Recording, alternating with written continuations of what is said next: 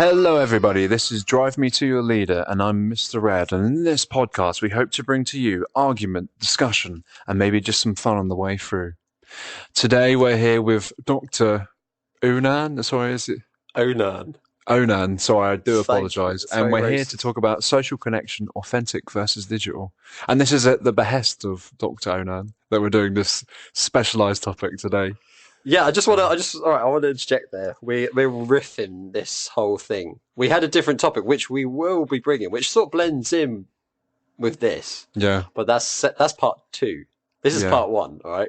yeah. And we're really we're gonna vibe out here. I think we're just gonna see where it goes. But yeah, it's social connection. Because to be fair, I'm a 1991 baby, so you do the maths on that.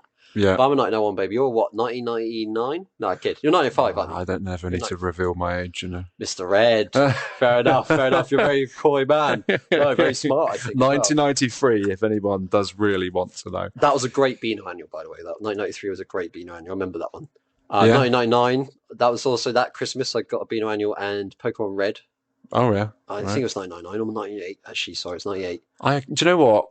This And- might sound like I was spoiled, but I had red and blue. You know what? Fair play. I didn't have yellow. Did you ever have Mew, though? Have what? Should I have Mew? Sorry. Edit that bit out. Yes. Okay. I had Mew. What's Mew?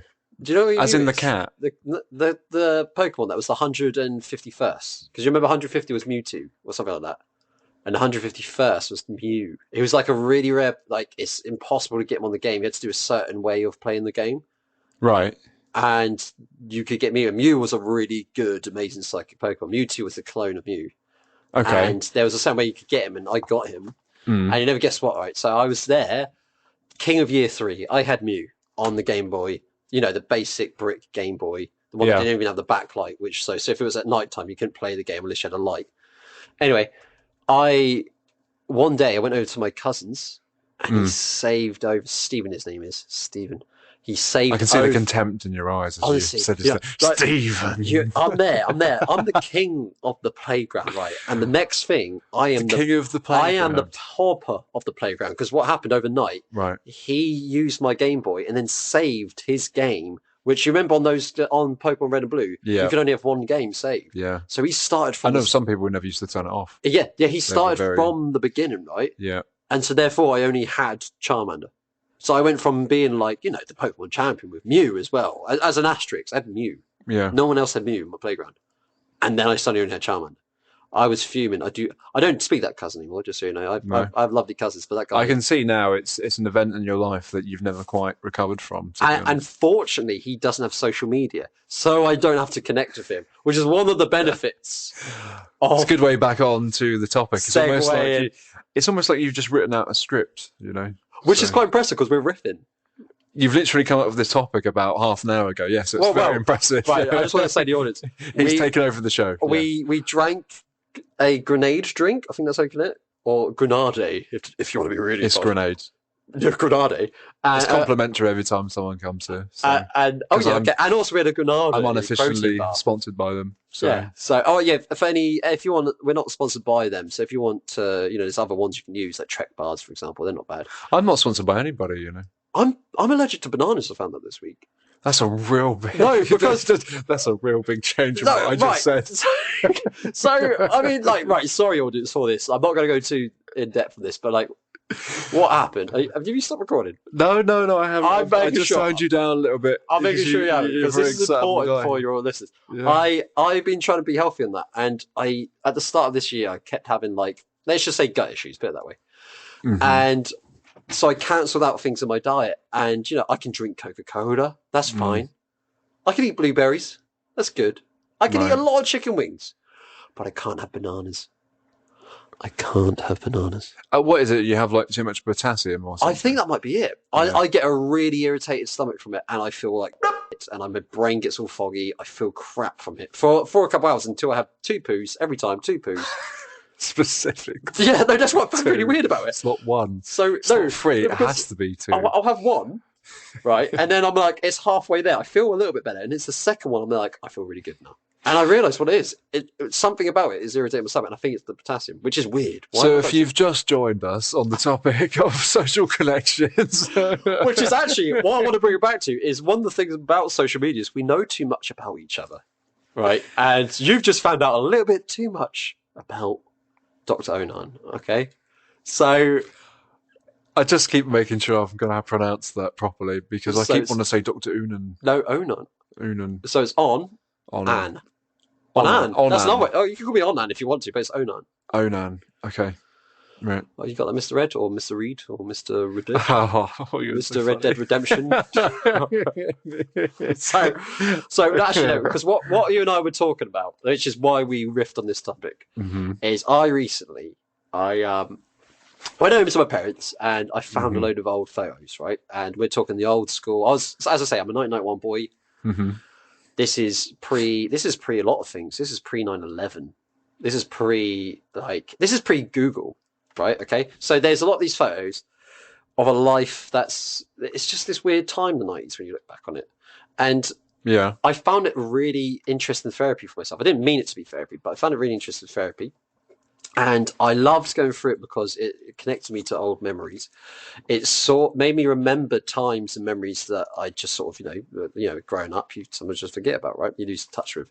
And it made me get in contact with old stories and also a viewpoint into a life, what I used to be like, okay? And so I'm looking at a living room and there's my two brothers before I'm even born, right? So I've just so you know, listeners, I have two older brothers. I'm the third born of three.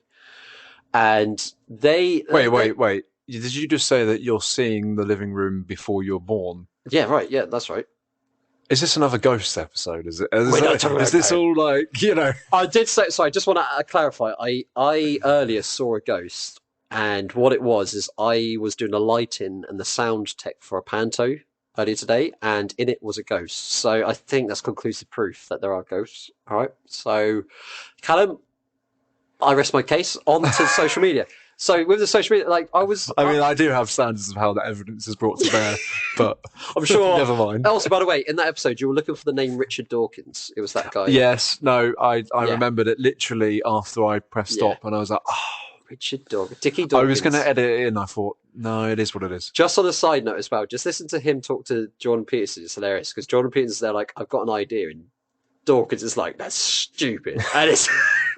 And also, Peterson's is there like, well, I know it's stupid. It's an idea. And then Dawkins is like, that's so bloody stupid. I love it. And it made me so like, nom, nom, nom, nom, nom, nom, nom. Because I agree with both of them on what they're talking about, which we won't go into because it's off topic. Well, I'm sorry, we're being tangential because that's the nature of me. But I was looking at these photos, right? Yeah. I was looking at these photos, and what I loved about them is like, there was just a small TV in the background. They were playing with their toys. There's not a mobile in sight. It was just living the moment, right? You could get mobiles. No, not at this time. Well, okay, it was the 80s, wasn't it? Like that would be like the. I suppose it that would be the. This show is going to take so much editing review, isn't it? Sorry, I'm a loose time takers. I'm just loose. Do you know what I'm going to do? I'm not going to edit out that whole part. I'm just going to edit out that one word so everybody knows. Yeah. Just do a little. Actually, use that as your. Or. Use that. That's one of my skills like that. Okay. Right. So, you're right. There was the brick phones that caused like cancer of the whole head because it was a whole nuclear Chernobyl. Well, no, I've looked into this a little bit. A mobile phone radiation apparently isn't.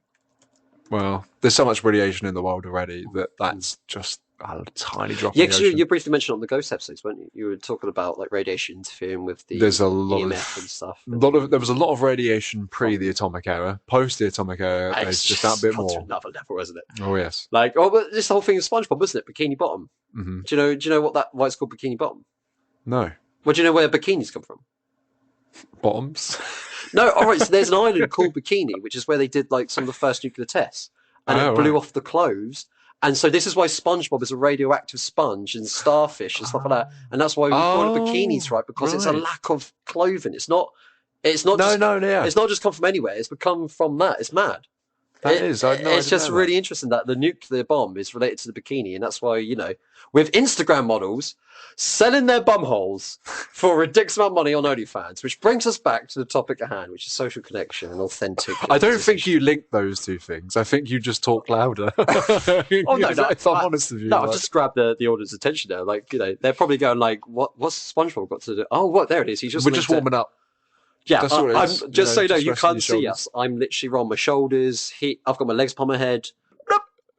Just judging you as usual. Yeah. Guys drinking his Grenade drink and judging me from afar. But yeah, sorry. But there you go. That, like the radiation. I've forgotten how to pronounce your name again. Ona. This is going to keep. Just say Ona. Just say Ona. I think next time we're down because it doesn't even give me any more information, does it? You know how to spell it. You just don't know how to say it. It's like looking at some Japanese word. You're like, I get it, but I'm not going to say it because I know this is going to be ridiculous. And then, you know, you're going to be like accidentally. I'm okay racist when they're written in the Roman text, but when they write in their own sort of text, I know. No chance. Tell me about it. When they start doing those weird scribbles.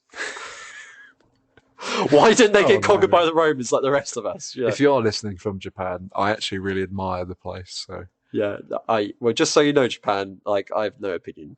I've never been. I don't look at your it's culture. The neutral planet. I have no strong opinion, one way or the other. Dude, I just look at social media all the time. And speaking of which, let's actually talk about it. Because as I was saying, so what we're talking about the photos is the reason why, like, what I found really interesting was just this world before photos, and also of our generation. Don't know about you. Yeah, I found it really interesting. Like YouTube, Wikipedia, they came for me in year 9 at school. So YouTube was really basic, and I remember it had like 5 stars. It was really guerrilla. I remember it just being photos and videos of animals and like people falling over and things like that. That's right. And then there'd be like, well, do you know the very first video is the founder of YouTube? I forget his name off the top of my head, but it's about his day at the zoo. And the second oldest video is this guy doing a grind on a snowboard, on a snow rail. Sorry, on the snowboard. Yeah. And he falls off. Right. And it's still like got comments to this day. People like fresh comments going, "Oh man, that guy was so good at it." Can't remember the third. The third one is a guy. He's in a corridor. Sorry for this. This is when I got excited and shouted. He jumps up and he puts his hands and feet on the wall. And he holds himself. For 5 seconds. That's it. They're the 3 oldest videos right on YouTube. Oh right. But that like, and do you remember like Swash or Smosh? I think it's called Smosh actually. They were like you could say the kids channel. They were like a Dick and Dom of the YouTube, if that makes sense. As in like they were this duo. Do I still have to edit out that first name? That doesn't count, right? Just so otherwise it's going to be a drop of water and then Dom. On a separate note, I went to town recently. I say recently, a couple months ago, and I walked into a certain club, and they were like, "Do you love Dick?" And I was like, "What?" And then and Dom were playing live. They were playing the DJ set. Just so everybody knows, he went to a gay club. So no, we went to a gay club later on that night. Okay, just so you know. And on a very slight tangent there, I took my friend the first time he ever been to a gay club. It was so funny because he was so uncomfortable. And he's a good guy. He's a good guy. But you could tell he's very like, you know, he's rigid. And I was like, "It's fine, buddy. It's fine." And then I bought my drink. And then someone started making out with him randomly. And then he got screwed up the bum. I felt really bad about it because it was me. Anyway, that was my plan all along. I was like, "Hey, have this Jaeger bomb." He's like, "What?" There's nothing to worry about. Why are you rubbing my butt? Puck her up, bad boy. Guaranteed. That was a good night. But anyway, so yeah, Dick and Dom, that was Smosh. That was it. With that, so the early days of YouTube, you had this very like it was a DIY thing. There was like a punk element to it, and that was really interesting. But what's happened with YouTube is got bought by Google, and then Google have really pushed like the advertising money and also production costs to get ahead. You have to like have such a good production cost. Whereas like in the old days, it could be on a cheap camera, a really cheap camera, like on a phone that was pixelated. And then now it's like you have to have all the best gear because otherwise people won't watch your content because people are spoiled. Put it this way, I remember briefly, before I let you interject. Because I remember seeing some videos that are proper pixelated and like football clips, for example. And people were like, "Yeah, Ronaldinho is brilliant. Edgar Davids, they're really good." Now, if anything's like 720p or whatever you call it, people are like, "Whoa, is this filmed on a potato?" Yeah, and you're like, "Well, that's not even bad." Like back in my day, you had to like get a fork and stick it in the electrician. I don't know where I'm going with that one. So anyway, no, but I know what you're saying. I think people do, but I also think there's a bit of a gap, maybe in podcasts and other stuff as well, where I think that's less important. Yeah. because there's still the element of what you're actually doing. Oh no! For example, you know when you watch those on the news channels on YouTube, they put them on there, and they're so arrogant that they run like a 3-minute advertisement for like a 7-minute video, and you sit there and you think, I'm not doing that. You know what I mean? I'll just go to someone who's on their microphone talking their own news about stuff that they've read, and that'll be better because it's not controlled by this central loads of people. And so I think there's that element of it as well that people don't, even though the production of that news channel is really high, no one wants to see it because number one, no one trusts it, and number two, why do I want to watch a 2-minute ad and give them the money? A brilliant example of what you're talking about is there's the famous guy Bold and Bankrupt, isn't there, on YouTube? Oh yeah, no, I really like that guy. Yeah, and he's gone to massive popularity, and all it is a he's tiny. taken a lot of risks, I think. He's very also, there's a shady side which we won't go into, but like if you're just so for the listeners, if you want to look up Bold and Bankrupt, Sex Pest or something like that, you'll find out the side. Yeah, it's a bit odd, but it's not. Look, wait, you can't just leave me there. Oh, right. So what I'll do two things first. We'll talk about the Sex Pest in a second. Okay. We'll talk about what I was going to say is that, like, as an example, to back up what you were saying, that you don't necessarily need to have the best gear. No. Is you so this Bold Bankrupt, if you don't know, he's just this. I think he's 40-year-old guy. His background is that he went to India for a little bit, had a hotel. It went bankrupt. He came back to England, and then I think he just decided to go to Russia and India, for example. He knows a little bit of Hindi, and he knows he's fluent in Russian. And as a consequence, also he's quite a charming guy. As a consequence, he has these traveling videos, and it's just a really basic camera. I forget the camera. I have it at home myself. It's a really basic camera, and he just walks around and he'll just chat. And he'll meet people and he'll talk to them in their language. And as a consequence, a few people that do it, I've seen. There's a Scottish guy who does it as well, isn't there? There's a really good guy called Sabbatical. Again, that's someone I would highlight. And he learns the language of the locality, and he's really good at learning the language. And he's just this New York guy, and he gets into really interesting situations. Like he got into this Nigerian, I don't know what you call it, hood, favela. I don't know what the township. I don't know what would be the equivalent of Nigeria, but he gets into a really dodgy situation where they try to extort him for money, and he just goes like, "This is all I've got. You can take it or leave it," and he's proper just like put like sorry. He just goes, screw it. Screw it, there you go. And I don't know, I admire his courage in the situation because he was really cornered, and they just went, all right, fair enough. But anyway, so there's this, a lot of YouTubers are following Bold and Bankrupt's formula because it does work. Yeah. It's very simple. He has a cheap camera when he goes to these places, when what he did is that because he knew the local languages of where he went. Yeah. He was able to sort of get stories and go deeper into places that he wouldn't have, like, say, with a lot of prior to that, like popular travel YouTubers, they went to the touristy places and your picturesque places. So I can't remember this. Kind of like how the you've got that van life trend in the US. They keep going to like Utah and stuff like that, which I always find really, really worrying, because whenever you look up where people are murdered, they're always murdered in like the back end of somewhere, and then you've got these guys on the van life just taking pictures and being in the sun, and it's like, but when the sun goes down, that's when I get worried, right? No, there's something to what you say. It's like, I saw this map. I follow a couple of map pages, and they're not like just your standard geographical thing. They're like terriblemaps.com or something like that. Right. Or like something like that. But like sometimes they post really interesting things in the sense of they showed where a load of cave systems are in America. And then they showed where a load of people went missing. And they correlate very well. Put it that way. It's not just like... that's something as well, isn't it? So you think about, like, if you know... Say you're of that mind. Yeah. And you know you can dispose of a body in a place where no one's going to look. Yeah. So... Do you know, that's also the thing, isn't it? Because I made this point quite a long time ago to someone that... Because people always going about the murder rate, the murder figures. Like, that's not the thing that really... That's the things that are known. Like, if you look at the amount of people that are missing, it's always quite high. I'm not saying everybody goes missing and murdered, but no, it's one of those. You look at it and you think, okay. Again, not naming where I was working with the Panto today, there's unfortunately this a missing person sign up, and like whenever I see that, I just always, my heart drops for a little bit, because I just... You saying a missing person signed up for your theatre group? like, don't tell my mum.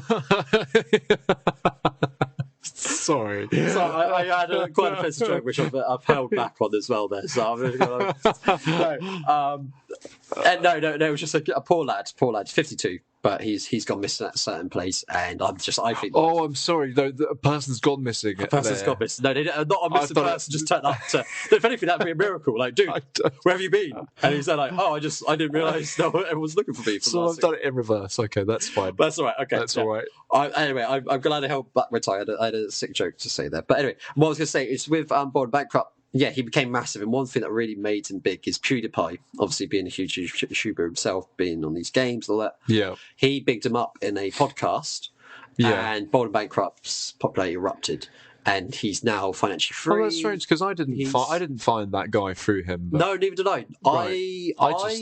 I think mine was pure by chance because I was just, if I remember rightly, I was just looking up things in Vietnam, and I was looking up like things in Southeast Asia, and through the rabbit hole, I got to him because he was in India. Didn't he go to Afghanistan late last year? Yes, he did. Yes. That's a bold move, isn't it? It's a bold strategy, Carlton.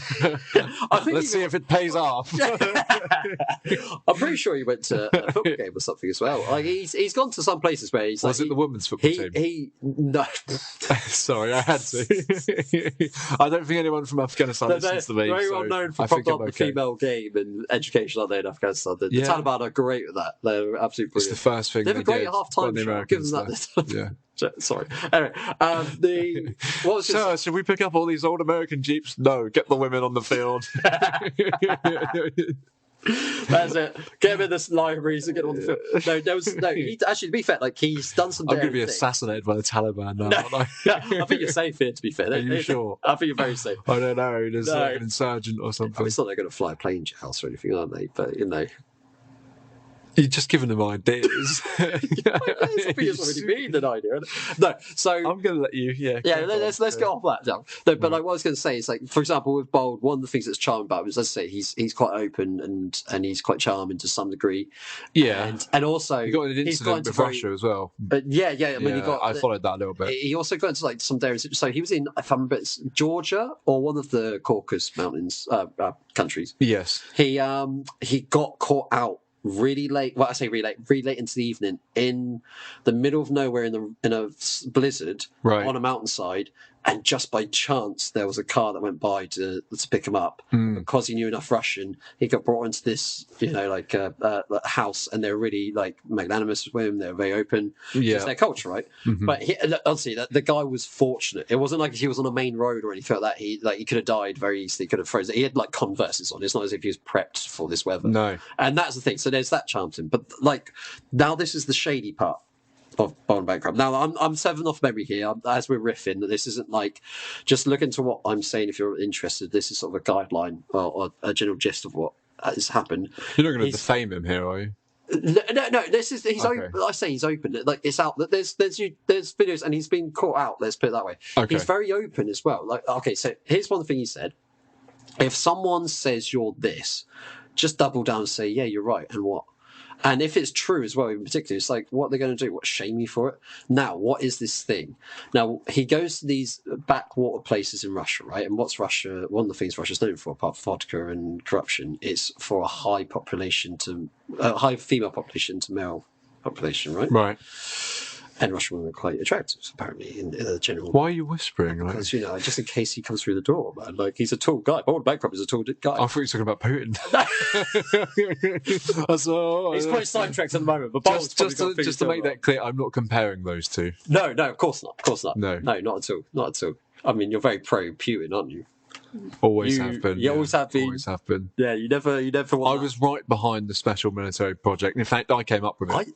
I'm pretty sure. We Skyped beforehand, and he was like, "Oh, that's a good idea. I'm going to take that and make it my own." You know what? He still doesn't give me credit. I'm really upset. Well, you know what? I'm glad we got out there in the open. I'm sure there'll be some people that pick this up and give you a due glory. But radioactive poisons. Probably. Yeah, there's going to be some suspicious apparatus around. He's talking. Alpha particles straight in. Yeah, right. Yeah. But so Bold.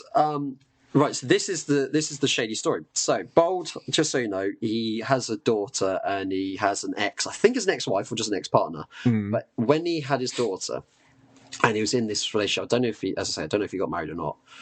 He realised that he can't do that life. He can't do the settle down life, and he admits that like him and his ex are now in a better relationship, as friends. Yeah, because he was authentic and being, he was true to what he desired. Right. And what is that desire? He plays the game. And what he does, he goes to being a tall white Westerner. One of the advantages you have is your money travels far in certain countries, like say Vietnam, India, in Russia, and then in those countries, due to your Western stature, and also maybe because they generally like that you tend to get more females. Let's put it that way. Right. So, and he's talked. There's a couple of videos on this, and they highlight how he's talked on blogs about this openly. And before that, here's another interesting detail: is there's this case. So it's in the Daily Echo, which is a newspaper, just so you know. And he basically worldwide newspaper. Well, worldwide, yeah. Absolutely everywhere. It's not local to any area. No. Yeah. It's global. Absolutely, it's like super localized in one part of that global world. Yeah, and also, what is the world? The world is a tiny speck in the universe. I mean, it's quite local if you compare the ratio to Ursa Minor, Major, and the world. Right? No, you're 100%. Yeah, I am 100% right now. Anyway, so Bold got into a court case. His name's like Benjamin something. I can't remember his last name. He got into a court case and he got let off for it, but. This is a shady court case. So, what I can remember is this woman accused him of rape, him and two of his other mates of rape. But what happened and what was proven in court is that him and his mates were in a car and they had a night out and they were coming back, and they met this girl at I don't know if it was in a club, but she ended up getting in the car with them. They went to a petrol station, got more drinks, went back to this house, and then. They had a good night and then they fell asleep. And then Bold claims he woke up, right, and went and heard noise upstairs or like noise down the corridor or whatever it was. So he went to that room and there's this woman and this guy having fun, and he joins in and she's up for it and they carry on having fun. Right. The third guy, meanwhile, is passed out asleep. He's got nothing to do with it. Right. A few months later, police walk into Mr. Benjamin, Mr. Bold, Mr. Bancrop's workplace and take him into custody. And it turns out they're accused of rape. Now, the woman, this is her story. She was engaged. And lo and behold, she was unfaithful to that fiancé. And you can say that, she was found, they were found not guilty of this, right? Mm-hmm. And it can be argued that she, because she was unfaithful, was twisting the story as a way to protect her infidelity. Yeah. So she was. Whatever happened, the way the court ruled is that they weren't guilty of it, and then that made, if I remember rightly, Bold go F it. Let's go abroad. Anyway, he talks on these forums. As I say, there's YouTube videos out there. I do recommend looking into it. They'll give you more detail. I'm just giving the overview, and that's what's inspired what's essentially this. And when he goes on these trips, it's not because he just fancies going abroad, and giving you like an insight. He's doing it for the game, and his vlogs are to finance that. So whatever. Yeah, that's sort of the overall story of Bold. But I do find this, like, if I was to talk about maybe another famous YouTuber like the Paul brothers, Logan Paul, like you could say the darker side, maybe the darker personalities that are attracted to social media, and bring back around to what we were discussing before recording. Yeah, but I think with the story you told about Bold Bankrupt there. Yeah. Now, who knows what's true in that? I'm not here to say. Mm-hmm. I happen to think there's a lot to do with perceptions and how people perceive those things, isn't there? Men and women especially probably view those things very differently as well. Yeah, definitely. So I don't want to get too much into that because it is very problematic, really. Yeah, right. But what I'd say about it is maybe you're being a bit too hard on him there a little bit. Maybe. Oh no, what I intended there was just saying the two sides. Well, I say two sides. The veneer, and then the veneer, and then the potential motivation. So it. Which is intriguing in its own right. I'll give you a good question. Like, do you think that? So, would you say that with social media, it's the way people use it, or it's the way it works? Because that's the question, isn't it? If you say it's a veneer, then you can say, well, what if we get all people to use it in a better way? If people use it in a genuine way, would it be a better place? Okay, because that's the point. Okay. Well, what I would put to you then is it's so. All right, put it 2 ways, or maybe one way. So, with the Arab Spring, one of the benefits of social media was that people were able to collaborate and organize very quickly. And then, they overthrew their dictatorships and their governments in certain parts of the Arab world. Okay. Yeah. And that's a worry to a lot of governments. And you could say what sort of happened since then is so Google and who owns Facebook, Mark Zuckerberg, have had a rise in governments asking them to filter and basically censor searches and people's behavior online and what they see. And to be honest, they're very happy to comply as long as so also them very profitable. I mean, Facebook has gone to the extremes in the sense of that chamber. So you can monetize extreme behaviors very easily because they're sort of depressive behaviors. Those that are happy with life in general don't use social media that much, or not in that obsessive way. Sorry, I was thinking about that lately. I mean, you always wonder. The only people you tend to hear about in these sorts of circles that talk about things are the two extremes of things, and I think part of that is if you get someone who's just quite moderate in the middle, and they're trying to work things out that way, they're not very interesting to have on a show. Because let's be honest, I think news and politics and all the rest of it, a large part of it now is more entertainment than it is actually dealing with something. And that because a lot of the way people are fed up with politicians is, and it's made worse by social media, I think that a lot of the reason people look at them now and they see them as really corrupt figures is because to them it's a game. They need to get a job, they need to be re-elected, but they're not willing to play by the rules to do it. They're not willing to play by our social morals to do it. Yeah. Realistically, are they? Because instead, when you ask them a question, if they don't want to ask it and they don't want to answer it because it makes them look bad, you know what they'll do. They won't give you a straight answer to it. But actually, I think if you go back in time, maybe not all of history, but there's parts of history, I think, especially around World War II, you probably had a lot of politicians, in fact, you did have a lot of politicians who would just answer something they didn't want to answer in about 5 or 6 words. Because they know, I mean, they're just being honest, because at the bottom line isn't the truth that we want things to work the best way, and that's not necessarily about the person, which is what people make it about now. It's about the actual issue, isn't it? Yeah, right. And that's the problem. It's none of it's genuine. The personality. And social media and that sphere has obviously made it 10 times worse because you can put any sort of image about your party or person, but actually the truth is it's not going to make anything work or run better. Well, there's a selfishness to it, I think. Yeah, no. And also, what you sort of spider thought on myself there was with Twitter it's done something that's unique that was before. I'd say politicians, when they talk to the media in the past, even now, of course, they're media trained. They have certain sound bites. What is media trained? Well, there's a way of deflecting. There's a way of it's controlling how you. Well, you're deflecting the question a certain way. It's how you present yourself on camera. There, you can tell someone's been media. I mean, one way of putting it is in a post-match, a football match interview. Look up Mikel Antonio and him talk. He's very authentic when he talks. He's excited. Right? You compare that to say Steven Gerrard, right? And Steven Gerrard goes, I got two goals in the second half, and it's good for the team and all that. Whereas Mikel Antonio's I'm the best striker in the league, but he's done it in a funny way, and you can tell that's his personality. And you see that with certain players, and you see it in their face, right? You just see it in their face when they authentically talk compared to when they actually, for a split second, show a true personality. You can see that with politicians, of course. You can see the. It's a bit like when you talk to someone and they don't want to tell you that they hold you with contempt, but you tell because the eye is narrow.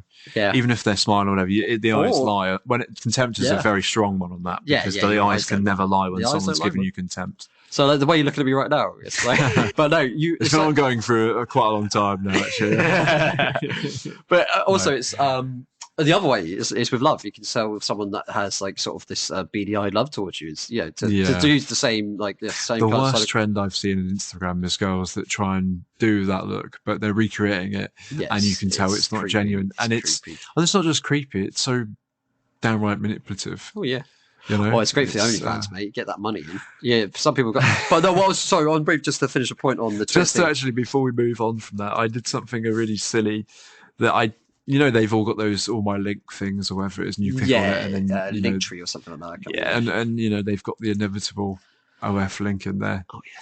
And I did that. I made a page and I made the OF link, and then you click it and it takes you to Great Ormond Street Hospital to donate. I just thought it was all sick. By the way, actually, while we're on it, my donation link for this show is to the hospital. Oh, brilliant! I haven't. That's good. That's good. I thought I should probably mention this. I don't know if I'll ever run ads on this, to be honest, because I don't feel like I need the money. Well, to be fair, we're paid by Grenade energy drinks and protein bars, so we're unofficially. No. Unless you know something about my show that I don't. But I think maybe it's just me then. Maybe it's just me going around, Mr. Dr. Onan, being paid by. Anyway, sorry, but I was going to say, I have nothing to up for people to donate to myself. That's great. Maybe if someone really wanted to do it, if someone's up there, just it's straight to. Was it Great Ormond Street, or was it a particular hospital? Great Ormond Street Hospital. Yeah. It's where they deal with or treat. Very ill children, basically. Right. Yeah. I don't know if it's terminal. A lot of terminal cases. I know they do have a lot of terminal cases, but I don't know if it's solely terminal. If I remember from memory, what else are you going to remember from? No, it's very sick children. It's very sick people. I've been there quite a few times, to be honest. More cases, isn't it? Yeah. But yeah, what I was going to suggest also with one of the, you could say the benefits, or what you want to call it, or con maybe for some of you out there, is Twitter, for example. You get people that just go straight from their mouth straight to the phone, and you didn't have that before, which is good and bad. So, I mean, it's bad, isn't it? Kanye West, not to get to you on the reason of Kanye West, but I found, this is one thing I find very interesting with it, is that he said that he's now free because he's managed to get out of all these deals that were holding him back by doing very, blatantly silly poo. You know what I mean? And and the thing is, I was if there, you wanted to know, that's him trying not to swear. Yes, I was holding it back there. But to the opposite of Kanye West. But I was there, the guy's played chess, 4D chess there, and he's done well because he was stuck. He was stuck in these contracts, and he couldn't get out.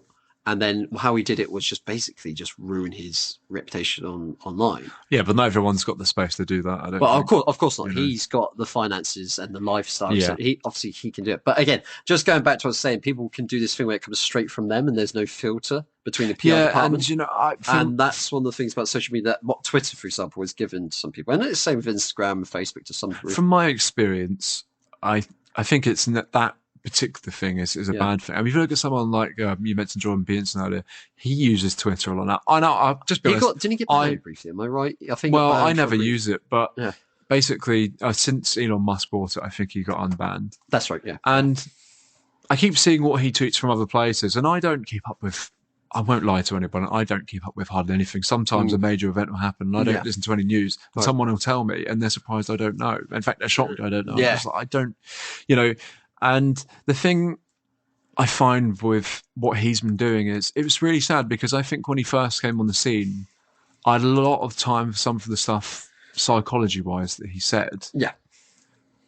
But it's just descended into, I don't even know what it is now. I know a lot of people, there's some people out there who won't like that I've said that, but I don't know what he's even talking about anymore. And I don't want to sit and attack him because,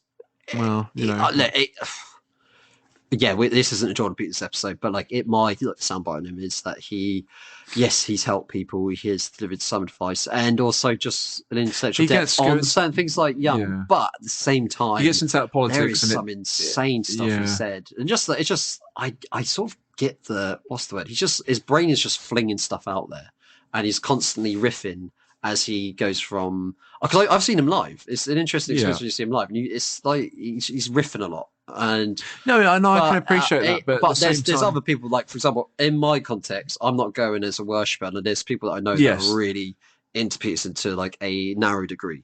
Yes, that's the thing. That's the thing. It's like I would love, for example, one thing I love is say a Christopher Hitchens versus Jordan Peterson.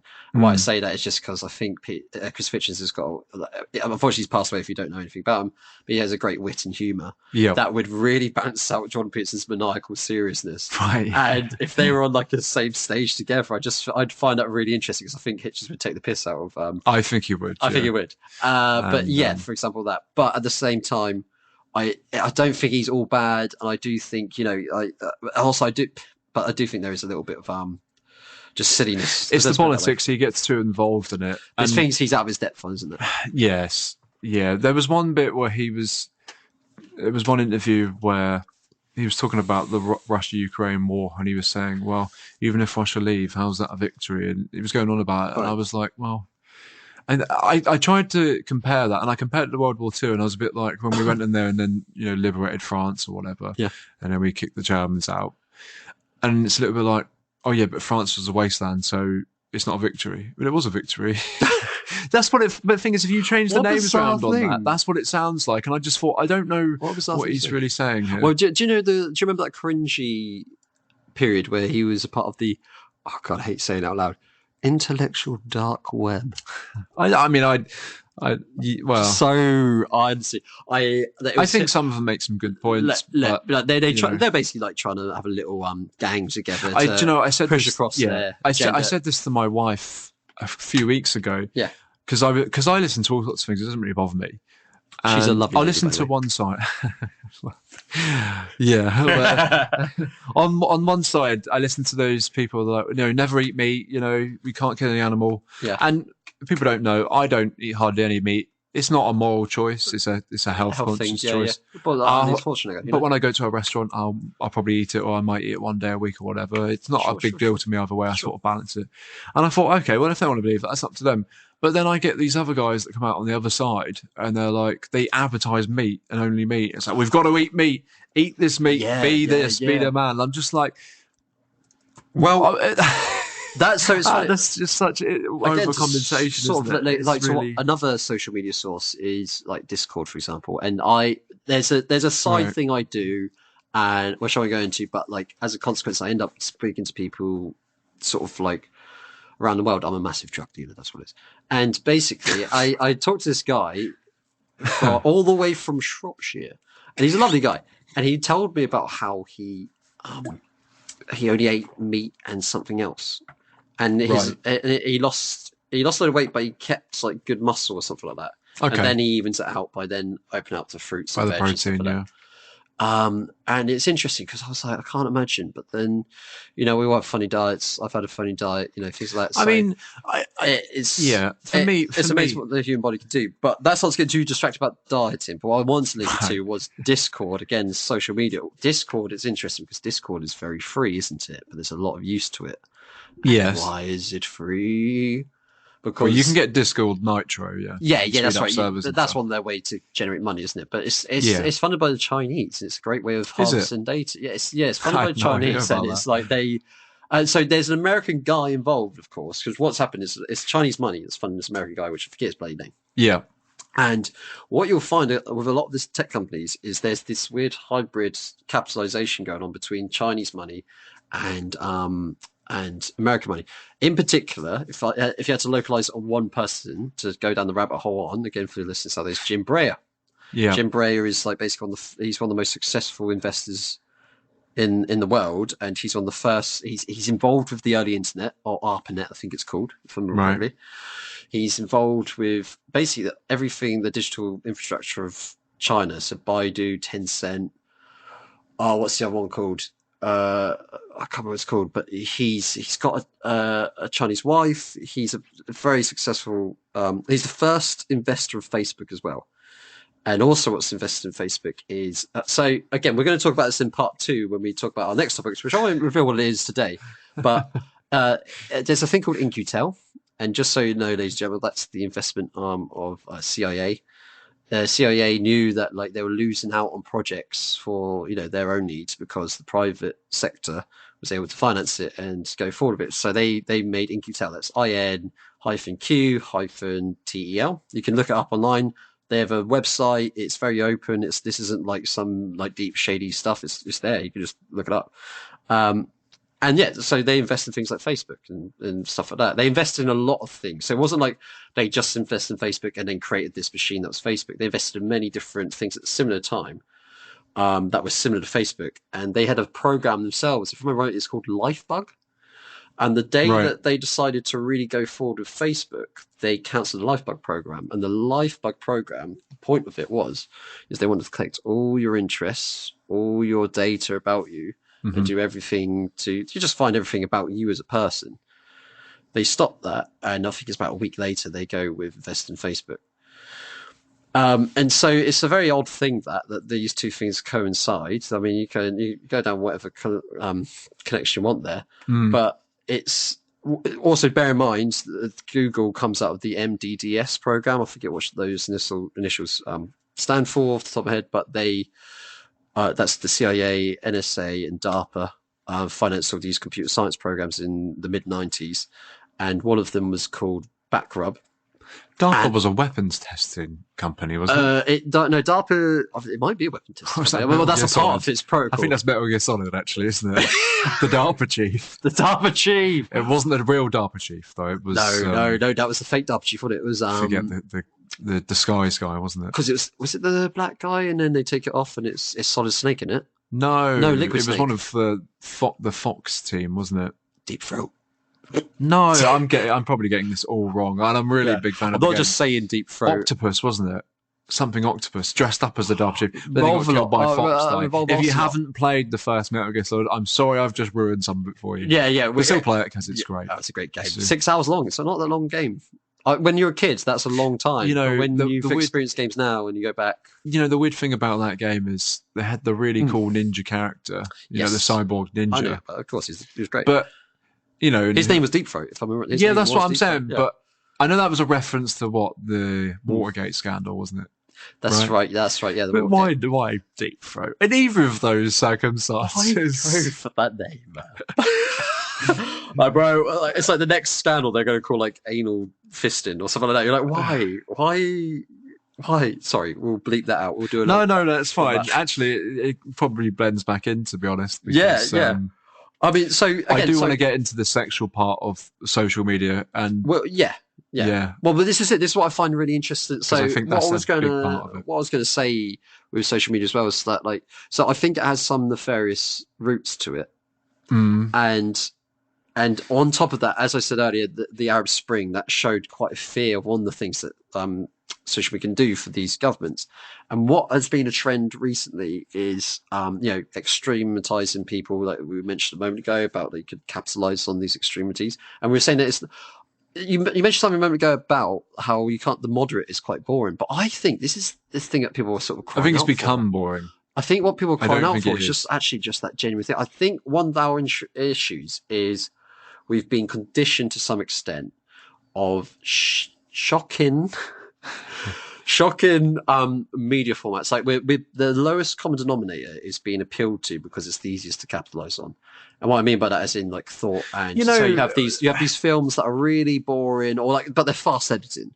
Or like you have these chat shows that rather than just like GB News, for example, like rather than just having an authentic time slot of people to actually talk. Well, it's a race to the bottom, isn't it? And that's right. And that's why podcasting, for example, people have like leaned towards because people are vying for that long format. And they're vying for that because let's take Joe Rogan for example. Why he's popular is not just because Joe Rogan's this guy and all that. It's because I think he's a good listener. He brings people on this long format, and as a consequence, you hear these alternate, whether you agree with it or not, like point of view, and you allow the listener just to take it on board. And as you say, he's a good listener. He can be decent. He can be decent at interviewing people. He's not the only one. He's just the most popular, of course. He's the most evident to go to for the argument's sake. But yeah. I don't think necessarily. I think people can be too cynical about social media. Right. I think that's part of it as well. Yeah, it's very easy to say it's okay. There's all kinds of things wrong with it, and it's come from here. It's got these nefarious things inside of it. I don't necessarily doubt any of that, but sometimes it's just about having a good time. Yeah. And that's the thing I found with it, because I used to take that real cynical view of it and be like, "Oh, I'm not going to get involved in this." And then I thought, well, can't I just use it responsibly, use it balanced? Yeah. I mean, let's be honest. If you run a business now and you don't use social media, you're at a severe disadvantage. Definitely. I mean, but that's 100% now. Yeah. And especially with something like this that I'm doing, to be honest with you, I'm not really that bothered about, who's listening, who's taking any attention to any of this. I just do it because I enjoy it and just sort of cracking on with that a little bit. But I think that's part of it as well, that people become addicted to the attention that they can receive. Yeah. And that is why I think you get a lot of young women, despite the financial obvious advantages to it. If you take that out of it for a moment, I think they still like the attention that they can gain. And there's a lot of successful young women out of doing so. But the real problem is that I think people that become obsessed with money and people that become obsessed with, shallow short-term things, and I'm not being cynical about it, but I think when 30, 40 years go by and you look back, I think this is how I view things. Mm-hmm. I want to look at what I did and the evidence I've left behind from that time and make sure that it's something that reflects who I want to be or who I was or whatever. And I think that's something that would trouble me. If I did, any creative thing, whether it be this or something else, for the sole purposes of gaining money or attention, even if it worked, and it does work for some people, even if it worked, after it's over and at the end of it, and I've come to that long journey with it, I'm going to look back at it and think, that was actually a bit of a waste of time, because now I haven't really done things the right way for the purpose of improving myself or improving other people or finding motivation. And I feel like I've given into that shallow process. Well, like an example, I can't remember her name. There was a porn star, if I remember rightly, wanting to clear every video off the internet after she had a kid. And it's like, it's too late. The cat's out of the bag. Oh, like, yeah. It doesn't matter. If it's one, you might be able to mute it enough. But the thing is, someone's going to have a copy somewhere, and someone's just but you can mute it so it gets far enough down. But if you were popular and you've got loads of them, that's right. Yeah, well, you'd just have to let time go by. And that's it. I think because I'm cautious of what I do on social media more now as well, and I've become less conscious. Isn't that strange? Yeah, but I think I came from a really hard position to start with, and I've kind of lowered myself. Because I was frivolous at one point. I was saying all sorts of bull crap, like I was doing all sorts of just like mischievous things, and also just being like, I know this might wind someone up, or just be like, this is different to what other people were saying on it. But then I just was like, well, I'm wasting time on this, and But there's the element of, as you say, there's the short-term financial gain which people can do on it. And that's a toxic element of social media. Mm-hmm. And the annoying... So I worked for a company, I won't name the name, but they work with YouTube stars. Mm-hmm. And there's a couple of things to notice with the company is we had a couple of youngsters work with us, and I noticed just how this new generation coming through idolize some of these YouTube stars. And I've heard on the other side of the YouTube stars, so it was just, I remember this conversation overhearing, is they were bragging about how the youngsters will buy any claptrap that they sell, and they make a lot of money out of it. And that's the sad thing. It's like they make an unbelievable amount, and it's just this exploitation. But also, if you look at their content, it's not even worthwhile. So again, just to touch briefly on John Peterson, at least he's attempting to help people to some degree, right? At least he's given some sort of... I think he was, but I think what he's become is more of a... Well, he has to now sustain... So again, like, within a digression of what we're talking about, it's like, I think there's this life cycle of these self-help where there's the initial novelty you bring. So let's take Andrew Huberman, for example. He's one of the latest ones. He's a neuroscientist. He's a part of Stanford, I think it is, university. He gives you really good, succinct, direct advice and things. And it is worthwhile, like, being critical what he says, but he is, like, in some ways, really worthwhile to listen to. But the issue is, it's like, he has a novelty to a certain extent. And in the long run, how is this model going to keep working out? And I think I know why that happens in a way, because I think a lot of these guys, as smart as they are, I think wisdom isn't necessarily being intelligent. No, wisdom's experience and being... Well, it's a few different mix of things, but I think those guys try to think so much their way out of problems that they and other people have that they just end up thinking about it, making it too dry. And ultimately, what someone really needs to learn to do is calm down, relax, think about things more clearly. Yeah. And you can't do that when someone's trying to say, you need to do this, you need to do that. And actually, I think that makes it, I think that can make it worse. Yeah. I don't disagree with the acts themselves making it better, but you're not even going to be able to get that far because you don't want to. You know, there's also, that's the thing I think those guys tend to, it's there's a little bit of, I don't know what I would call it. It's really strange because he's a psychologist, but at the same time, he doesn't really seem to understand the real value of how people feel. It's straight to the, I'm going to come into this big brain overthinking thing. And it's like, well, people need to just feel confident and comfortable with who they are before they even begin anything else. But that's the issue, is when you're on these websites, is you give generic advice in the manner that you say it, right? And as a consequence, it can be applied to many different people. But there's also the element of you have to interpret or experience that. There's I can't think of anything. I don't necessarily think you have to experience it. I think a big problem, with mental health especially, a big problem that we have with it isn't that we don't know what to do. So, for example, if I'm having a very bad day and I don't know what to do about it, he would say something where you've got to get up, you've got to clean your room, you've got to do this.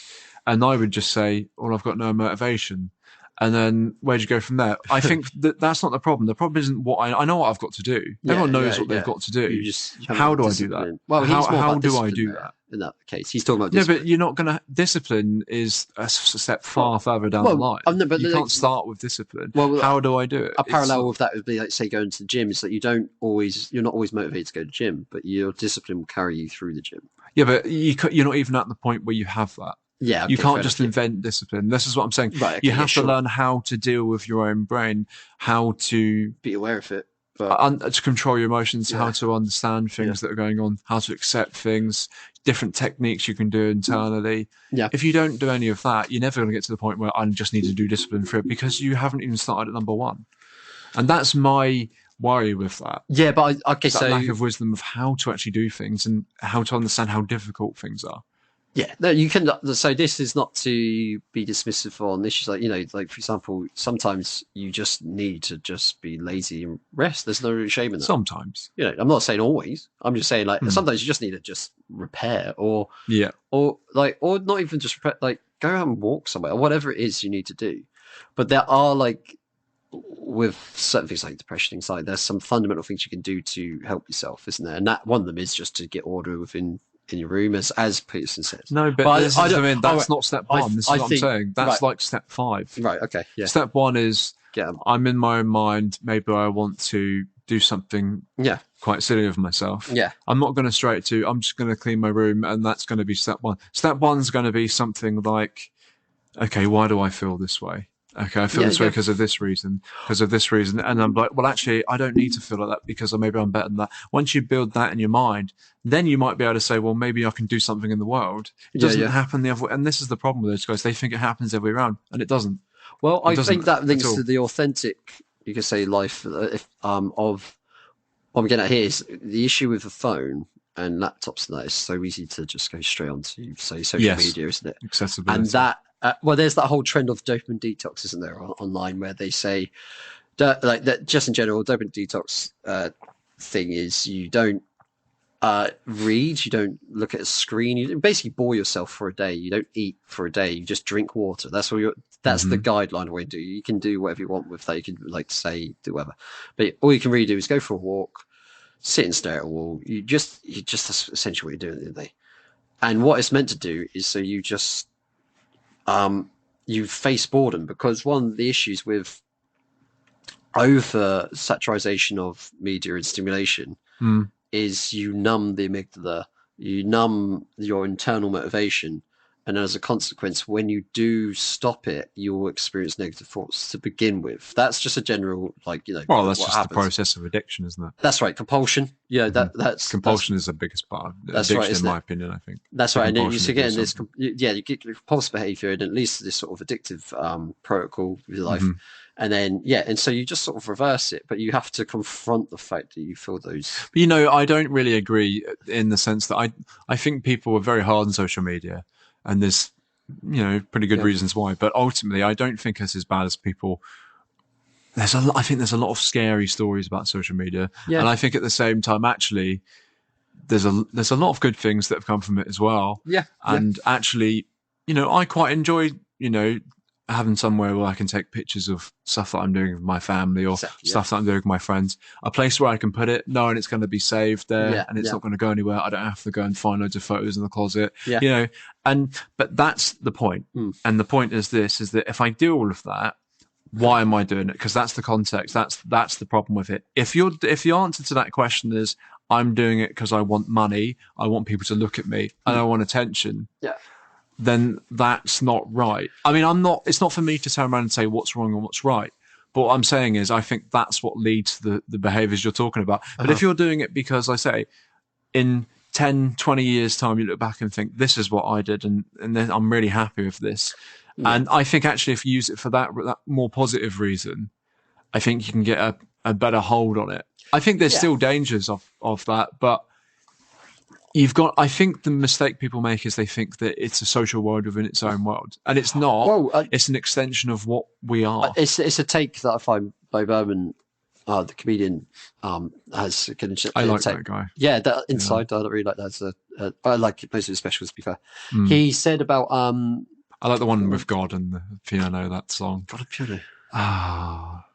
Can't remember that one. It's a really good one. It's quite an older one now, I guess. Yeah. But yeah. When he's from the perspective of God, he does. This is a song from the perspective of God. Yeah, I think that's great. Yeah. I was looking at Tim Minchin the other day, and it's just like it was one song. It's like, you can be open-minded, but just make sure your brain doesn't fall out. And he goes into this atheist song or whatever.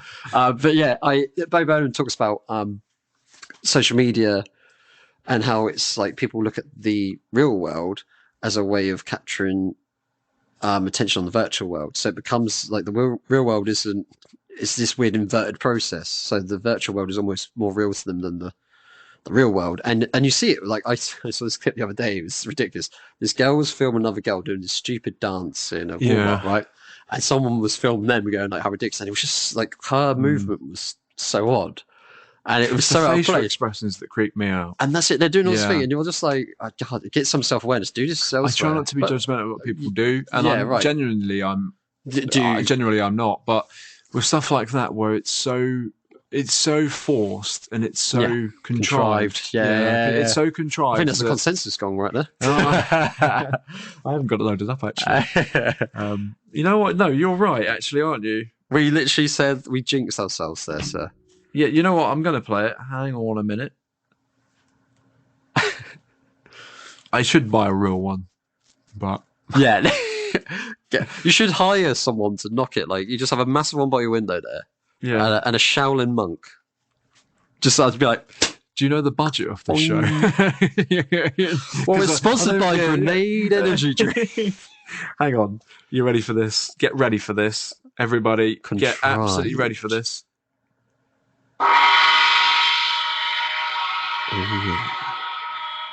Sponsored by Grenade. There's ridiculous stuff about this sponsored ad on the end. I'm going to have to edit out my own self. This is the first time I've ever swore on this show, and it's your fault. Leave it in. I'm not going to leave it. Put that online. I've got to go through and edit so much. Get it online, goddammit. No, right. So, what was I saying? We were saying about how you were saying it's so contrived. And it's contrived. This thing is, naturally, I don't think I'm not a judgmental person. I think I like people to express themselves, and I find it interesting. But with that, I find a certain amount of contempt that rises up in me, and I know that's wrong. Because it's contrived. That's why the contempt is there. It's so. When you watch like a really bad inside of me, and I try so. I shouldn't be like that, but it's just happens. No, it's because look, I'm up for creativity, right? I'm really up for like outside the box thinking. But they're not doing it for creative means. That's the problem. No, but they're not doing it because they want to build a good dance. That's why we get that revulsion in ourselves. But what is that? I don't know what it is exactly, so I'm not saying here precisely. But it's just like you say, it is contrivance. It is that inauthenticity. It is like this weird, it's just an ick. That's what it is. It's a massive ick, and you just see it. And you go, because I've seen good dancers, right? And I'm there like, I respect that. That's really good dancing. Yeah. But there's a time and a place for it, mate. When it's everyone's like in a crowded Walmart and they're going, oh, you can't see me, but their arms are going all over the place. And it's just like, what are you doing? The worst one I saw was one of those US style college classrooms where they've got the seats that go up and you walk down the stairs, the lecture hall things. And I don't know if we have them in the US or it is a UK or it is a US. It doesn't matter. Either way, I saw like a girl filming herself doing some kind of suggestible thing. I can't remember what it was. Yeah. And there's just a normal classroom in the background. The lecturer's on the left. There's a few people sitting on the chairs, and someone's just filming her do this. And they're sort of half looking at her. You know, the real sort of secondhand embarrassment cringe is there. And just like, I would like to know genuinely, and I'm not saying this in a judgment. I would like to hear what that person thought about that. If once after they filmed it, they've gone away, they've watched it. I would genuinely like to know. Have they got that self-critical awareness? I don't know. Like, do they reflect on it and go, wait, because I'm one of those people where I think if something happens to the world, my first thought isn't, that's terrible, it shouldn't happen. My first thought is, oh, that's interesting. And if I wouldn't know about, you know, if it was a bad thing, I wouldn't know about the good thing, the opposite of it. And that's how you understand the world and that sort of whole picture. I mean, there's limits to that, isn't there? Mm-hmm. And how far that goes. But so to me, it's not like this person should stop doing it now because it completely offends me and makes me defensive. It's one of those where I'm just like, I'm very curious how and why this is happening. And I really would like to know. I think so. There's two things I want to say. So get them on. Yeah, get on these influencers on. I'll try. See if you can get Bold and Bankrupt as well. That'd be pretty impressive. But no, there's two things I want to say. So I'll start with a negative, and then I'll go to a more than positive thing. But I saw this clip the other day. We just sound like two old guys complaining about women here, in the sense of like I saw in my day, this sort of thing didn't happen. We read the Beano and had Pokemon Red. All right, and blue and blue. Well, you had blue. I had yellow. Did you go for silver or gold? I had gold, and then someone lent me crystal, but I was sort of. I had silver. I think I played crystal for like 10 minutes. I had silver, and then I got crystal. Okay, the game changer. Yeah, game changer. And then there was one after that, wasn't there? That's Emerald and Sapphire. Yeah. Which one did you? Was it Sapphire? No. After I played crystal for like 10 minutes. I got Ruby. I was out. There was too many Pokemon. I was getting laid. In year 4, whatever it was. I'm kidding with you. By my dad. No, right. I'm sorry. So yeah, I was going to say Joey Tribbiani. You know? So there was the two things I want to say. The negative first, and then the positive. But like, there was this girl I saw, and she dressed in cheerleader uniform, but she has the underboob going on massively, right? And she's by this sports field, and she's doing all these slutty videos, and you basically. Is that an explicit word as well, do you think? What? Doesn't matter. Slutty videos. Oh, you've said it twice now, thanks. Don't. Extremely dangerous. Decadent. Extravagant. Titty. Sorry. I'm sorry. Okay. You could have just easily have said breast. I could have said nippleless. You know, I'm going to have to listen to this whole episode to make sure there's nothing in it, aren't I? Poor you. So I saw this video, of course, for research premises for this Rift episode that we're doing here. But she's really, daring, put it that way. And this PE teacher... That sounds like a really, turn of the century. She was very daring. This damsel, very daring. Yeah, seriously. Tara, put on a rail track. You know what I'm saying? She was a very daring broad. I saw her ankle. Yeah. Put her at the stake. No, so she this PE teacher came up to her. It's like, excuse me, can you please leave? Because, you're just far too courageous for us. We can't take it. There's football players on that field and, you're making them feel like cowards. And it turns out, there was these, 15-year-olds on the field. The guys, I'm sure, were loving it, right? I'm sure they were loving it. But obviously the teacher's like, this is inappropriate, can you please? And it turns out, as she was saying, she was like, I used to come here. I'm allowed to use this facility. I was like, wait, how old are you? And she's like, I don't know. She was probably in I don't know, with America, their school years all messed up to ours. Late teens, maybe early 20s. I mean, it's 18, high school. Yeah. It's not that much different. It's not, no, isn't it? And it's just really weird because imagine you or I just went on to our old school and just had our testicle out doing these weird, daring, dangerous videos. And there was like a load of teenage girls just there, right? And we were just like, well, I used to come here, so I'm allowed to use it. It's just odd. You say that as you further undo the zip. I used to come here. It's fine. Whip it out. Oh my God. No, anyway, so that's a negative. What I want to go into positive though is something you hang said. On, there's one thing I want to know. If you had to choose, where would you end up? What? So I'm going to make you choose. No, we're right. No, come to that in a second. No, come on to after this positive because I wanted to. Okay, I wanted to positive. What the positive was? If you didn't see that, he's turned the mic away from me so I can continue talking. That's right. And so, okay, say you're positive. It's fine. We'll wait. So the positive is that, like, you take COVID for example. Yeah, right. TikTok is a load of pants, but it's also in TikTok. It was boring as hell for people, and TikTok was a good way for people just to sort of have a little bit of fun. Yeah. And so, like, even though TikTok is, Chinese government harvesting all your data and using it for nefarious purposes, it's not. At least it gave some people light, and I'm happy for that. Yeah. It may start World War III, but that's another matter. I'm happy for that. It may send me to my death in World War III in Taiwan. I don't want to die. Where's the positive here? What I'm saying is, like, there are these moments that, like, social media does provide, like, a little glimmer of fun and hope for people. I say glimmer. I mean, it does provide that for people. They can provide good news to people. They can. So, for example, I use social media to, like, take my Instagram for example. I follow a couple of like news outlets. I follow a lot of art pages because I just want a bit more. So there's authentic elements to it. So why? Yeah, that's it. Like, can it ever be authentic? Is the question, I suppose. Oh, can it ever be authentic? Yeah, of course. I think you can. But is it ever fully authentic? I mean, what do you mean by that? I mean, because all you. Well, what I mean by because you're not saying. There's that whole idea that people that say like, oh, they only post their highlight reel. It's like, well, of course, I'm not going to show you my awful poo I did the other day. Like when I ate bananas. Like, I'm not going to do that, am I? I was that kid in school where it was a bit like, why don't they just put normal moments in movies? And everyone was like, because no one would watch it. It'd be so incredibly boring. Like, I go through, like, I'm at the movies to escape it. I watched this really depressing film recently. It was so depressing and boring. But this is, and before you move on from there, when people say I go to the movies to escape things, and I'm not attacking people that listen to or watch horror movies.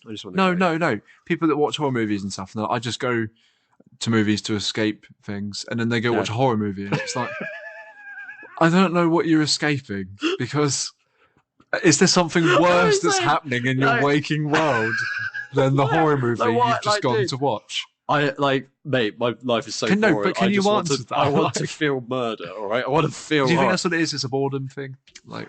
Oh yeah. I think there's. Okay. I would say that's the main thing. I think it's boredom and the dread. Like, I mean, I've had some awful jobs, and I've also had possibly one or two good jobs. And the awful jobs, I want to rip my eyes out. As in the people I'm working with, what I'm having to do. Sometimes actually, these awful jobs, I have good work colleagues, and that's what gets me through. I see. So then you go watch a movie with someone getting their eyes ripped out. You're like, I can relate. And I'm like, yeah, I can relate. I know. So Freddy Krueger would come along, and I'd jump on his hand. That's what I'd do. I wouldn't be running away. I'd be like, right, get him on me. Yeah. Fist me. Okay. Well. Jesus Christ! Yeah, the bad bit about that was I could only see, because it was covered by the mic when you said that. Yeah. And I could only see your eyes, and I just saw the brightness go into them, and you looked dead at me. Fist right in the eyes. Fist me. All right. Okay. That's enough of that. Do you think I should tick it especially for this episode? If Dr. Onan's on, you're probably going to have to. But if you ask me a question, do I want the authentic on? So if you had to choose 100%, whether it existed or not, where would you end up? Oh man. Oh, that's a good one. You probably stumped me. Right. Okay. So just so everyone's aware, Nick's brought a laptop with him. I didn't know he was going to do this. He just turned up, changed the topic of the show at the 11th hour. Yeah. Brought a laptop. I can't say what he's doing on it. I think he's writing things about me. Well, just so you what are you writing? Mr. Stop typing! Stop it! No, Mr. Red's one of my patients, and so I'm just doing a psychological assessment of him before I give him. But you didn't tell me that, so it's not very moral, is it? You've only just, No, well, he forgot that because of his, his memory lapse that he has due to his psychological. And that, everybody, is what gaslighting is. As a perfect example. Well, that'll be our third episode after we do the actual episode we were meant to do today as our second one. So where would you end up? All right, what I want to start with can it ever be? So here's the example. Say I make an art page on Instagram, right? Yeah. And I'm all about the authenticity of the creativity. Yeah. I don't care about the money or anything else. Yeah, but I've made an Instagram page. Yeah, people do that. You know, and I'm sort of taking pictures or creating or whatever on there. Can that be authentic if you've made a page because you have to write about yourself or whatever? Is that what you are, or are you just the guy doing pictures in real life? Oh, look, damn! I don't know, because you're only showing people what you want them to see. Look, I'm only a doctor. I can't, and that is questionable. To be perfectly honest, I can't give you any proof of that. You know, I'm pretty sure Interpol are after me after the nefarious things I've done. But Bold and Bankrupt too. Bold and Bankrupt too. Here we go. Dr. Onan in Vietnam, baby. Oh god. So I mean, okay. So the crux of but just remember, audience, because I might lose myself as I answer this. The crux of it is you've never me, done that. Me losing trail of thought. The crux of it is do I want a Dr. Tangent? Do I want a world with social media or without it? That's the crux. If you had to choose, Right, so going back, I can't remember if we mentioned this at the start now because it's been about 5 hours. I feel like I'm talking to a politician. Is that yes or no? Yes or no? Have you seen that Libby show where he's just like yes or no? Anyway, for those out there, look up Libby show, yes or no. You might enjoy it. I found it very amusing when I was stoned once. So, with that question, very good, Jeremy Paxman. Thank you very much for the question. What? Yes or no? Yes or no. So, shall I sit like him too while I'm here? That's it. Just so you know, Callum's doing the interview technique of when you ask a question and you leave dead air, you just sit there and you stare. It's a good technique. Just so I created space as well because I brought myself back. That's it. So yeah, he sat back. He's leaning with a thoughtful pose, but it's relaxed. It's not like stern. He's like subtle judgment. But I'm still wearing the pants. That's the point, isn't it? That's it. When you're in the devil pit. So you think yes, it should exist because it can be authentic. You're just putting words in my mouth. You said yes a minute ago. No, but shush. Right. So here, let me go for this because what we were talking about earlier at the start is I looked at these old photos of my childhood and pre-childhood, and actually some of these old photos went pre-Second World War. It was quite amazing to look at my family history in that way, and I'm grateful for the technology to be there to capture that. Because there's a family history that I can look back upon. And what you touched on a moment ago is that you can leave behind a trail of documenting your life experience, right? And you can look back and there's moments where I was really hungover one day, really ridiculously hungover. And, feeling sorry for myself. And I was like, oh, what have I done? Bloody hell, Dr. Onan, you've done it again. And I looked at my old photos and I just felt human looking at them. And it made me laugh because there was a couple of really funny ones. Like, for example, there's a photo of my middle brother, Dr. Onan as well, and he's a baby, and there's 3 photos, and he's lying there, and he pees into the air, and the pee goes to the right of him, and then he rolls over into it, and it's like I just found that so funny looking at that thing. I mean, so you think social media should exist because I can look at babies peeing on themselves? No, not for that reason. How dare you? What I like social media for? That's what you just said. No, what I like social media for is the happy documentation of life. That you can look back on some of these things and share them. So I don't use Facebook. I only use Messenger. You think similar to me? I speak to some people. Like I've got a friend on the other side of the world I can talk to. Yeah. But you can do that without social media, though, can't you? Yeah, but it's harder. Full stop. Well, it is harder though, isn't it? Yeah, it's much harder without social media. It's much easier with that. That's sorry, no. Sorry, that's a gong. You just agreed to me there. I think it's yeah. So you think that social media should exist because there's good things that do come of it, on balance of putting them both together. Okay. So I think there is people out there who think that it shouldn't exist. Genuinely. You know what? I think the issue. Look. One thing I think with the internet is humans have always been dumb and ingenious at the same time.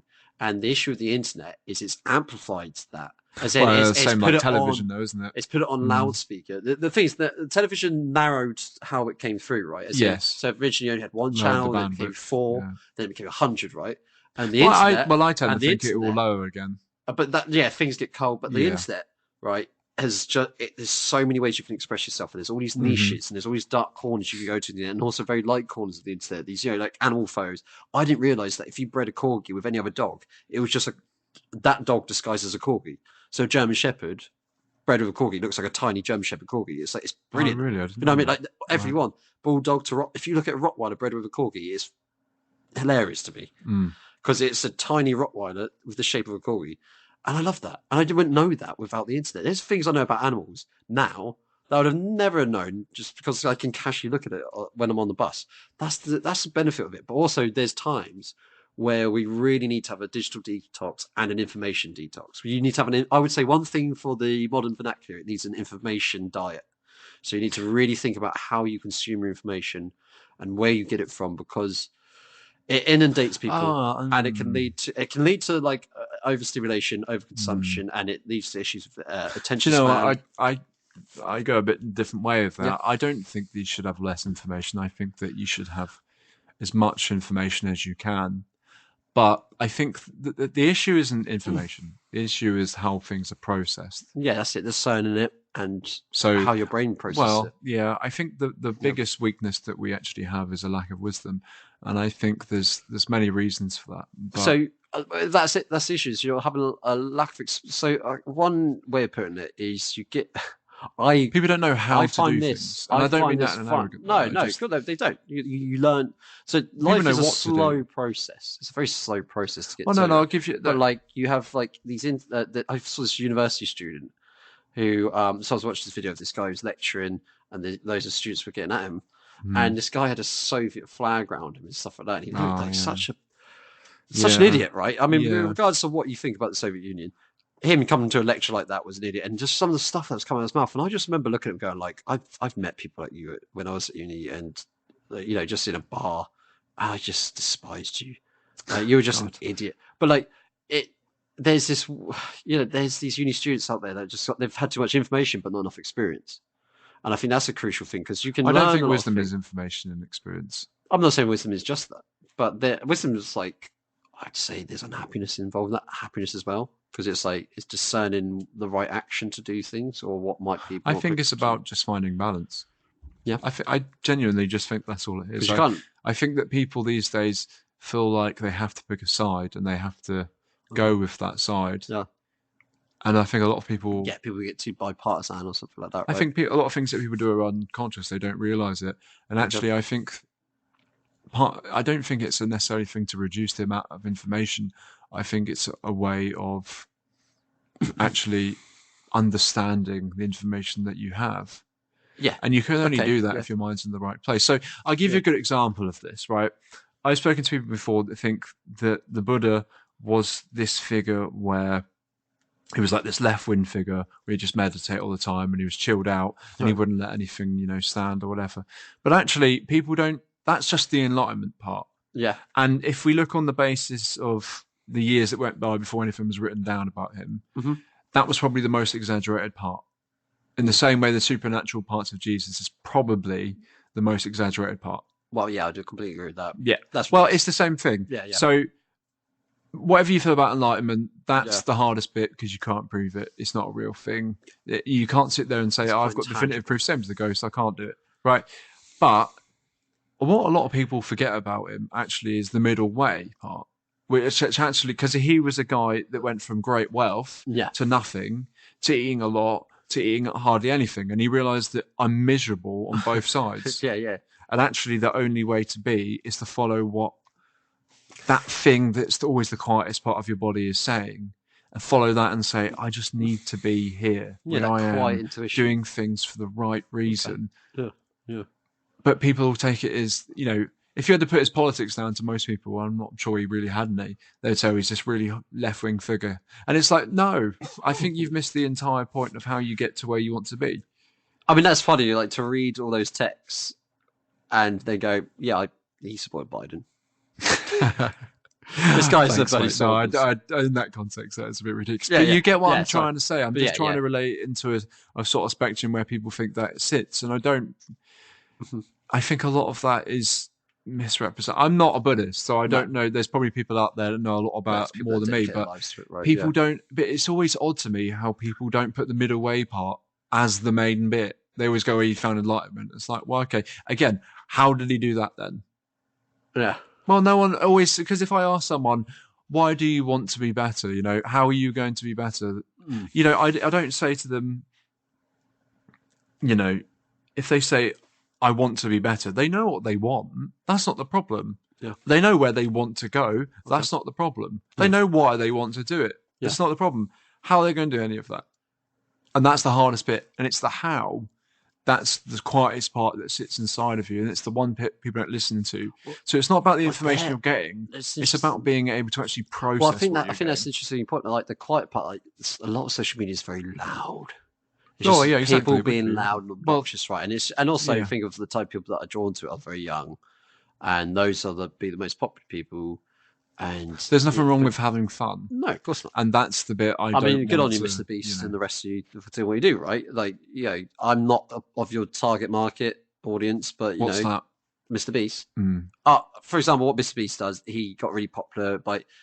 Again, his brief story is he was a failed gaming YouTuber. He was really struggling. And then he did something like controversial or something. No, not at all. Not at all. No, fair play to him. I commend him. I think he's like the most popular YouTuber ever now. But like, and again, full credit to him. There's no cynicism here when I mentioned his brief story here.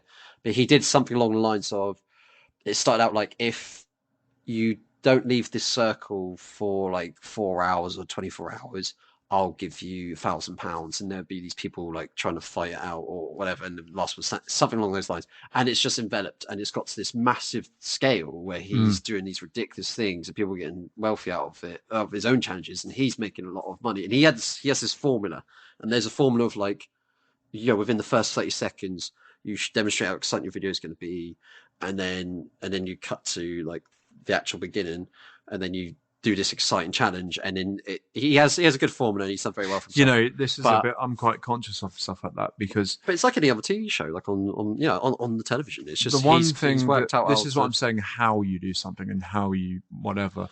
Yeah, I think the one problem with how we use this technology to connect is that we're expecting that connection to be edited.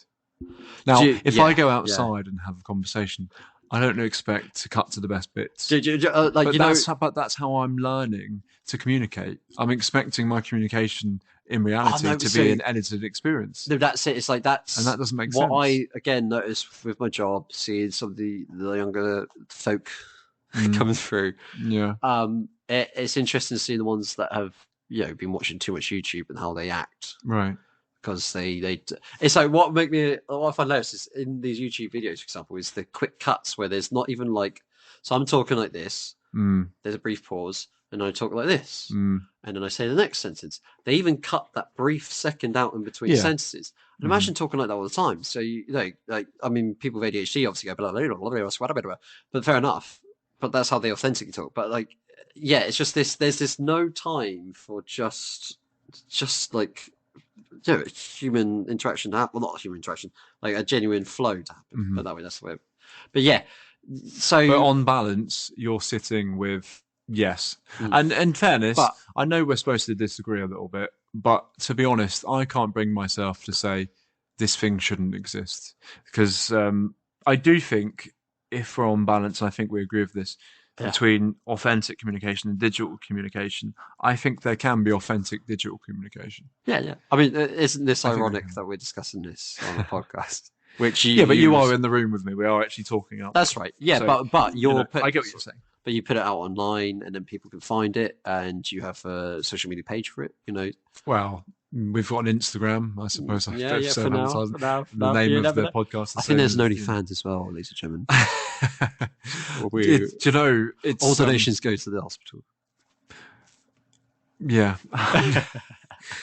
So, do you know what? I think we've covered all of it there, haven't we? I think that, to be honest, that's sort of like we've done quite a beef. We could talk for another hour. I think usually we've covered a lot of the similar ground. Yeah, I think.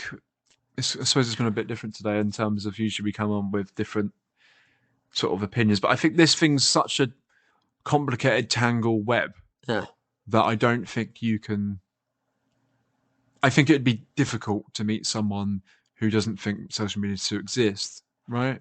Yeah, I mean, it would be hard. I wouldn't say it's impossible, but it'd be harder. But also, it's a bit like Pandora's box. It's hard to imagine a world now without it. Like, because the 90s were that, and the early Pandora's 2000s box is a great story for that, actually, because you think about it, all the stuff at the start comes out, and it's flying everywhere, all really bad, and then hope is there as well, isn't it? Yeah, because I think it's a good example, isn't it? One brief life story as well I had in my early 20s is I didn't get a smartphone for a long time. I think it was 26 or 7, I want to say, when I actually got my first smartphone. Oh my god! I had a dumb phone, put it that way, and I remember just observing, just with my friends and people who were for like college, for example. Because I think it was maybe like right at the end of school, early college, when smartphones came in. I just remember seeing how interactions were changing and how people were talking and how people's attention span was getting shorter. And I found it fascinating to look on. And then I noticed it within myself. Yeah. When I got a smartphone, how I was doing it to myself. And even now, I've got to admit, like, even resisting. You don't realize how addicted you are to it. Yeah, but like, and also it's like what I also noticed personally, like maybe this is like some life advice or just life passed on. It's like, I notice myself when I'm less focused and disciplined, I get more caught up in the capricious nature of things like social media and shadow consumption. I think to make one last major point about it, I think what I would say is I think there's a lot of cynicism around the subject. Yeah, right. And I don't think there's a lot wrong with the digital connection, as it were. Yeah. There's a lot of cynicism around it. And if you look at, I don't want to make this too bleak, but if you look at something like I think it's the Gabby Petito case, if you're aware of that. No. About the young girl who was killed by a boyfriend in the van life in 2020. I'm not sure. No, sorry. Well, it was very sad. And I remember, I think one of the parents said, every selfie just with you have with your child, just keep taking them, just no matter what, just keep doing it. Yeah. And that's what my motivation is. My motivation is you never know what's going to happen. You never know how long you're going to be where you are. I'm not trying to say as a motivational speaker here, but it's genuinely just how I see things all the time almost. Because, sometimes I'll message people and they won't necessarily reply to me. And I know them well. Yeah. And it's like, well, I don't take it personally. I mean, sometimes maybe someone doesn't like you or whatever, but most of the time I don't take it personally. And if I get something else that comes up, I'll message them again, even though they haven't messaged me back. Yeah. Now, some people would say, oh, well, you're being quite desperate there or whatever. It's not desperation or anything like that. To me, it's a case of one day they might not be here to message them. One day they might not be here, and I'll be like, oh, well, I regret not saying the thing that I wanted to say, and they never saw it. And there's all kinds of things like that. So I think people are very easily embarrassed by that world, and they're very easily embarrassed by ways they might make mistakes socially. And I think that's such a mistake because you've got to keep going. And I think Petito had it, didn't she? She had just keep going. I think there was a swear word in her tattoo. Yeah. Okay. And I'm like, and I think when I heard about that case particularly, that really made me sort of rethink a few things about my own life. Okay. Because she was very young, and they went out and did this journey, and it made me think, well, I'm not doing any journeys, I'm not doing anything like that. I'm not doing the things that I necessarily want to do. I'm not being creative in the ways that I want. I thought, you know what, I'm going to go and do the things that I want to do. I'm going to go be creative, not in a selfish way. I bring other people with you, motivate other people to do what they want to do. Yeah. And just be expressive. And that's the thing. I think it doesn't matter if it's digital or they're there in the room with you. I think digital, it can be misused, and obviously if they're in the room with you, but it's a great way of showcasing it. And that's the thing. People like it. I think you've just got to keep going, and you've got to keep doing that. Risk. Yeah, take the risk of like people love. So there's people that do sketches on YouTube. Going back to like what we said earlier about early YouTube and stuff like that, people just did random sketches, and people loved it. And people are very I understand why. Or like art. Following my last place I worked at, there was a guy who did these. He only just started painting recently. But he's really good at it, and he had an Instagram, and I just followed it. And I'm one of the few followers, but I like anything that he posts. But like people. That's the thing I think that kind of gets at me a little bit is when I think some people have even made formulas for this, that you're not a creative person unless you've had success or unless you've had financial models. Yeah. I've seen someone make like models of that, and I look at that and it's like, I don't want to come across as defensive because that's not how I'm being here. But I look at that and I think everybody's creative. Everybody has a way of expressing themselves, no matter how it is. And to formulate it and completely miss the point. Yeah, right.